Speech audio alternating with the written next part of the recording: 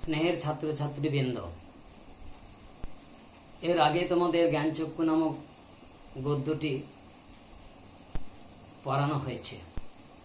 আজ আমরা কবিতা সম্পর্কে আলোচনা করব। তোমরা জানো, বর্তমানে আমরা তথা বিশ্ববাসী করোনা যুদ্ধের সম্মুখীন। এই যুদ্ধ মানবতার শত্রু, তাই যুদ্ধের বিরুদ্ধে মানুষ কখনোই চুপ করে থাকে না। আমরাও চুপ করে নেই। ভারতবাসীরা, সরকার থেকে শুরু করে দেশবাসী এই যুদ্ধের বিরুদ্ধে লকডাউন, গান, বিভিন্ন কর্মসূচির মাধ্যমে প্রতিবাদে সোচ্চার হয়েছেন।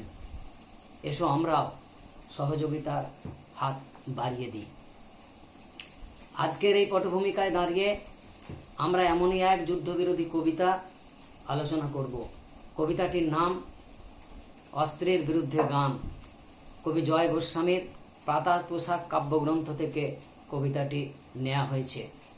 কবিতাটি 3টি স্তবকে বিন্যস্ত। এছাড়া সমস্ত কবিতার মধ্যে কিছু রূপক বা প্রতীকধর্মী শব্দ কবি ব্যবহার করেছেন।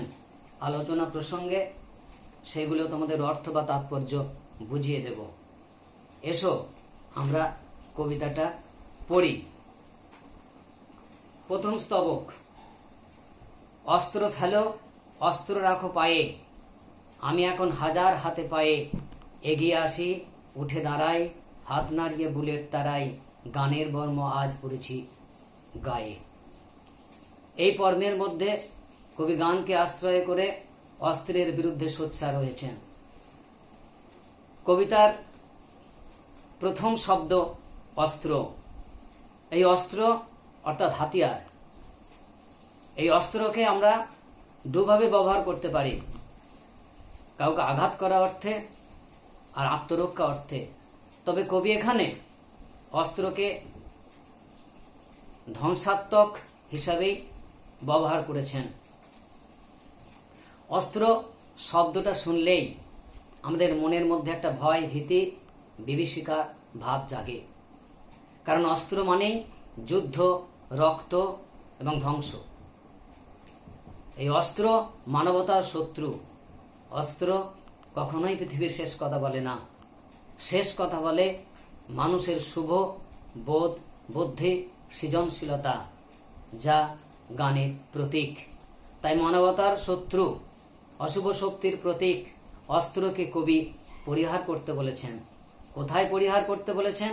পায়ের নিচে, অর্থাৎ তুচ্ছ জ্ঞান করতে বলেছেন।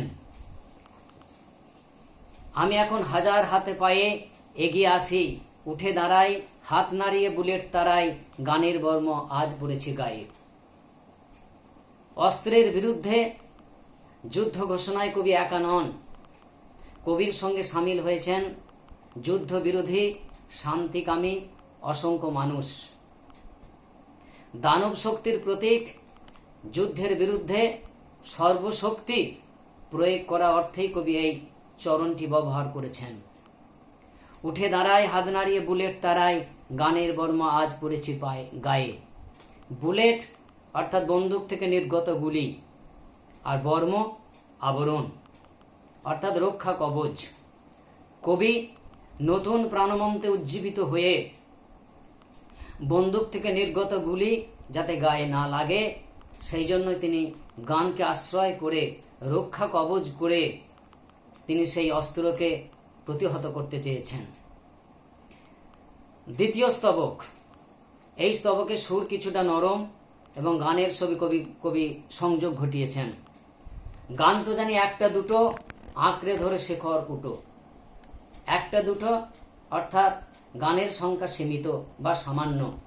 সাধারণ মানুষের স্বল্প সাধ্যের কথা কবি এখানে বলতে চেয়েছেন। খড়কুটো অর্থ বিচালি বা শুকনো ঘাস। অসহায় দিশেহারা মানুষ যখন বিপদে পড়ে বাঁচার চেষ্টা করে, সেই বাঁচার শেষ সম্বলের প্রতীক হচ্ছে এই খড়কুটো। রক্তমুছি গানের গায়ে, রক্ত মনুষ্যত্বের অবক্ষয়ের প্রতীক। এই অবক্ষয় দূর করতে পারে গান তথা সৃজনশীলতা। মাথায় কত শকুন বা চিল, আমার শুধু একটা কোকিল, গান বাঁধবে সহস্র উপায়ে। শকুন বা চিল তোমরা জানো দুটো মাংসাশী প্রাণী, তবে এরা যতই ওপরে উঠুক না কেন এদের দৃষ্টি সব সময় থাকে উপসল্ল বা ভাগাড়ের দিকে। এখানে কবি পৃথিবীর স্বার্থপর লোভী যুদ্ধবাজ মানুষদের শকুন বা চিলের প্রতীক হিসাবে দেখেছেন। আমার শুধু একটা কোকিল, গান বাঁধবে সহস্র উপায়ে। কবি যুদ্ধের বিরুদ্ধে বিভিন্ন কৌশল অবলম্বন করেছেন। সে বিচিত্র কৌশল উপলক্ষে কবি কোকিলকে সঙ্গী করেছেন। কোকিল হলো বসন্তের দূত, যে রুক্ষ শুষ্ক ম্রিয়মাণ পৃথিবীতে তার সুরমূর্ছনার মধ্য দিয়ে শান্তির পরিবেশ সৃষ্টি করে।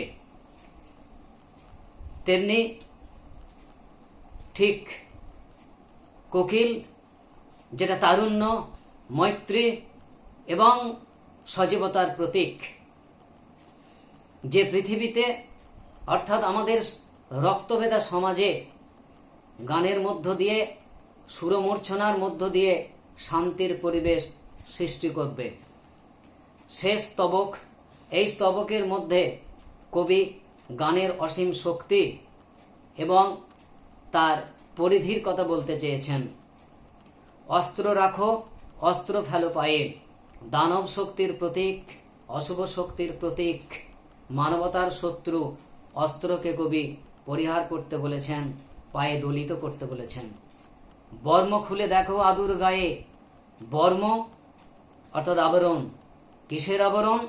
হিংসা অহংকারের আবরণ। আদুর গা, খোলা গা, বনাবৃত গা। কবি বোঝাতে চেয়েছেন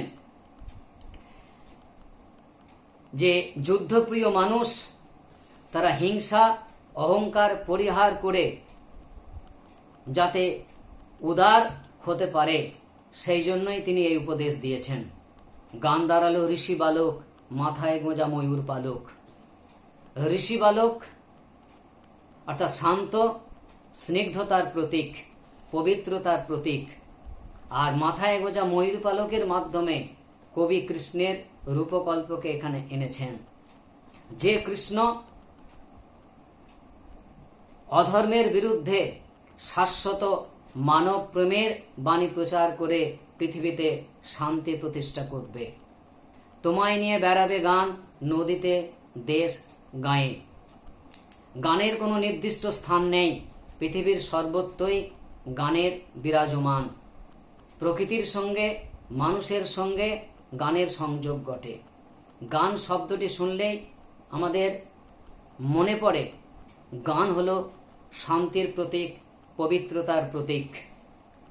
যুগে যুগে এই গান বিভিন্ন গণ আন্দোলনে উল্লেখযোগ্য ভূমিকা গ্রহণ করেছে। পৃথিবীর গণ আন্দোলন ইতিহাস তার প্রমাণ। এমন কথা বলা হয়ে থাকে, গান যে না ভালোবাসে মানুষকেও খুন করতে পারে। শেষ চরণ, অস্ত্র ফেলো, অস্ত্র রাখো গানের দুটি পায়ে। মানবতার শত্রু অস্ত্রকে পায়ের নিচে পদদলিত করতে বলেছেন কবি। পরিশেষে এই কথা বলা যায়, আশাবাদী কবির দৃঢ় বিশ্বাস যে পৃথিবী থেকে হিংসা, যুদ্ধ এবং ধ্বংস বিলুপ্ত হবে একদিন। ঋষি বালকের বেশে গান তথা মানবিক মূল্যবোধের আবির্ভাব ঘটবে। আর এতে যুদ্ধবাদী শত্রুর দল পরাস্ত হবে, তাদের অস্ত্র অবনত হবে। যুদ্ধ না থাকলে অস্ত্রের প্রয়োজন ফুরাবে, আর সেই অস্ত্র স্থান পাবে শিশুদের খেলাঘরে। এভাবেই পৃথিবী একদিন শান্ত হবে, সুন্দর হবে। আজকের পাঠ এখানেই শেষ করছি। এই কবিতা থেকে তোমাদের 3 নম্বরের এবং 5 নম্বরের কিছু প্রশ্ন দিচ্ছি। এই প্রশ্নগুলো তোমরা বাড়িতে প্র্যাকটিস করবে।